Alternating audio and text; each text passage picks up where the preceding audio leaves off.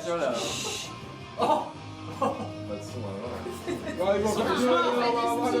Ah. Si, c'est bon. Ouais.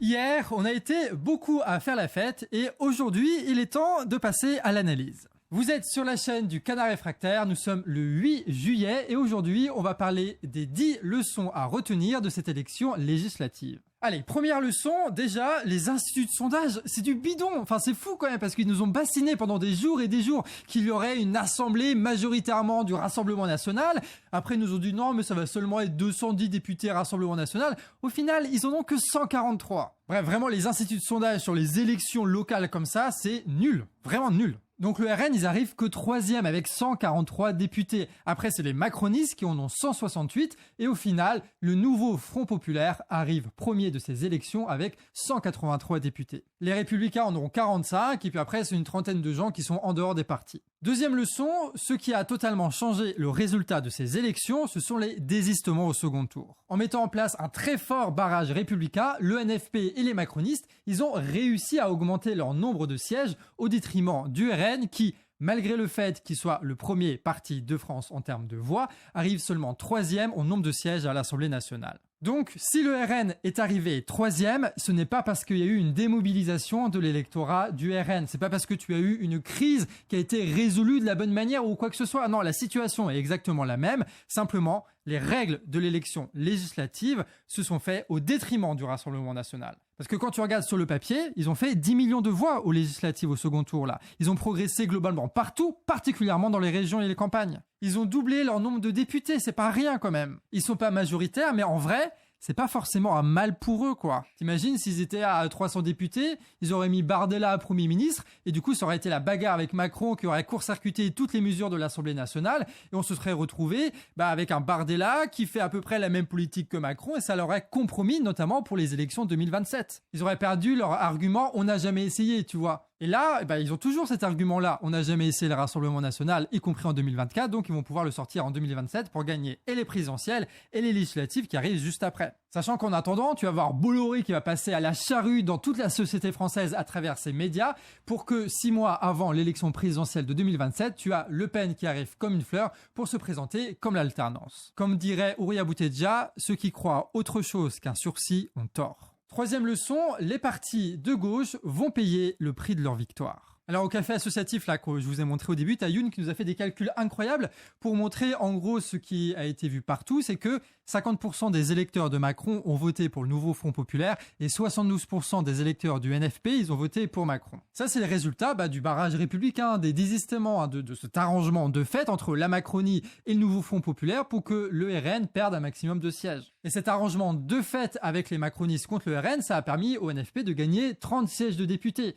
Ce qui fait que de nombreux députés du NFP ont été élus grâce au report de voix des macronistes, ce qui va pousser ces députés et les appareils à maintenir le flou qui les distingue des macronistes pour maintenir ce report de voix à l'avenir. Et le cas Ruffin, il est exemplaire. À un moment, il disait oui, il faut soutenir l'arrachage des chemises des patrons, tu vois. Et aujourd'hui, c'est quoi? C'est des tracts bleu, blanc, rouge avec François Bayrou derrière à critiquer la France insoumise. C'est un cas particulier qui montre que les alliances avec les macronistes mélangent de fait ces deux électorats et va créer une tendance vers un ramollissement de la ligne des partis pour continuer à profiter de ce barrage-là. Alors, petite parenthèse, quand je dis tendance, ça veut dire qu'il y a une force qui pousse vers une direction. Mais ça ne veut pas dire pour autant que ça va arriver. Là, dans notre exemple, le PS va être poussé à suivre Macron, mais aussi, comme on va le voir plus loin, ils vont être poussés à s'en détacher pour pouvoir se présenter au présidentiel, tu vois. Donc ça pousse d'un côté, ça pousse de l'autre. La réalité, c'est quoi? C'est le résultat de ce rapport de force. On ferme les parenthèses, on passe à la 4e leçon.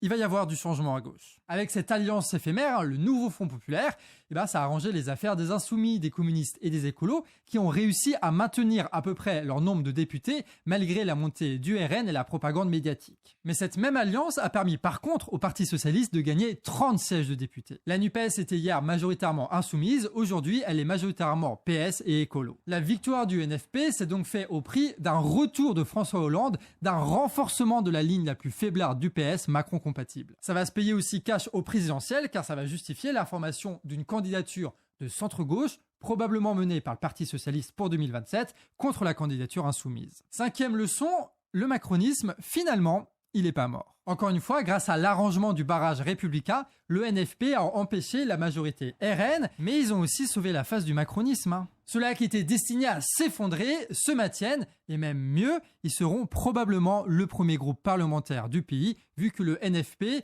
ils vont faire comme la NUP, se diviser en plusieurs groupes parlementaires en fonction de leur parti. Et vu que le RN et LFI ne voudront pas cohabiter avec le gouvernement Macron, la Macronie reste l'élément central sur lequel vont se greffer les autres pour se construire une future majorité. C'est Macron qui va négocier avec le PS et LR pour former la seule majorité possible autour du bloc central pour cette assemblée tripartite. En réalité, pas grand-chose ne change depuis 2022. Macron est donc affaibli, il a perdu 80 députés, oui, mais il garde une position centrale dans le Parlement. Et en même temps, comme on l'a vu dans la dernière vidéo, s'ils n'avaient pas fait ça, ça aurait été sans doute pire. C'est ça la complexité de la situation. 6e leçon, le PS, c'est l'avenir. Ouais, ok, il faut comprendre une chose.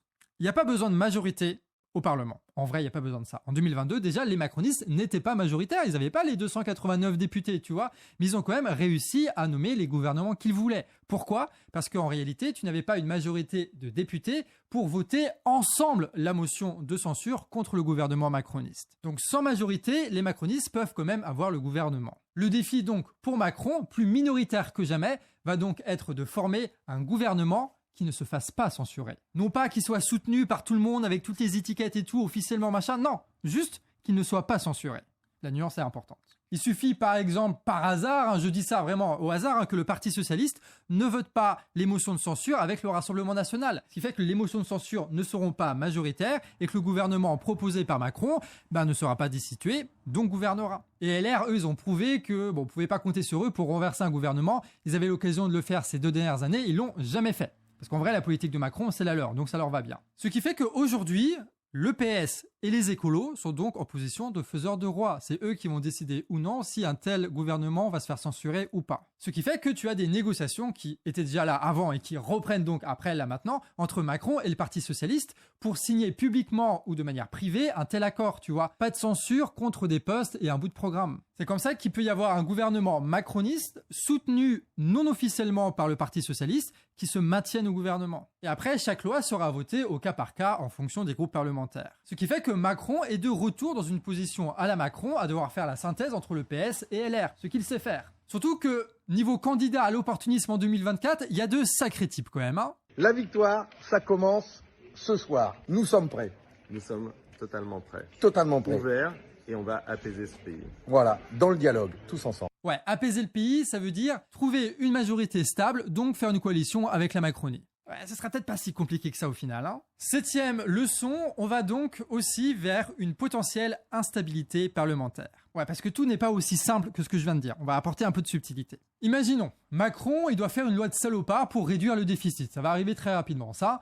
Et du coup, à l'Assemblée nationale, ça passe pas, parce que t'as pas mal de gens du NFP et peut-être du Rassemblement national aussi, qui ne veulent pas voter cette loi-là, histoire de ne pas se compromettre aux yeux de leurs électeurs. Avant, Macron, il aurait passé ça en 49.3, sachant que les LR ne voteront pas la censure, tu vois. Sauf que maintenant, s'il veut faire un 49.3, il doit avoir le soutien de LR, mais aussi du Parti Socialiste et des écolos, tu vois. Sauf que eux, le PS et les écolos, ils doivent aussi préparer une campagne présidentielle. Ils doivent aussi à peu près un peu respecter le programme de pourquoi ils ont été élus, tu vois. Ce qui fait que le même opportunisme qui fait que certains vont aller chez Macron vont faire que certains aussi vont lutter contre Macron pour se présenter comme une alternative à Macron pour les présidentielles. Et donc vont s'opposer à Emmanuel Macron sur cette loi qui vise à, à détruire le chômage, détruire la retraite, tout ce que tu veux, pour essayer de se faire bien voir aux yeux de leurs électeurs. Donc même s'il y a des opportunistes, il est possible que si Macron tente un 49.3 dans ces conditions, qu'il y ait une motion de censure qui passe et que du coup le gouvernement soit démis de ses fonctions. Tu vois ce que je veux dire ? Comment l'opportunisme, ça joue dans les deux sens. Et évidemment, la peur même de la censure, ça va pousser les macronistes à ne pas forcer la main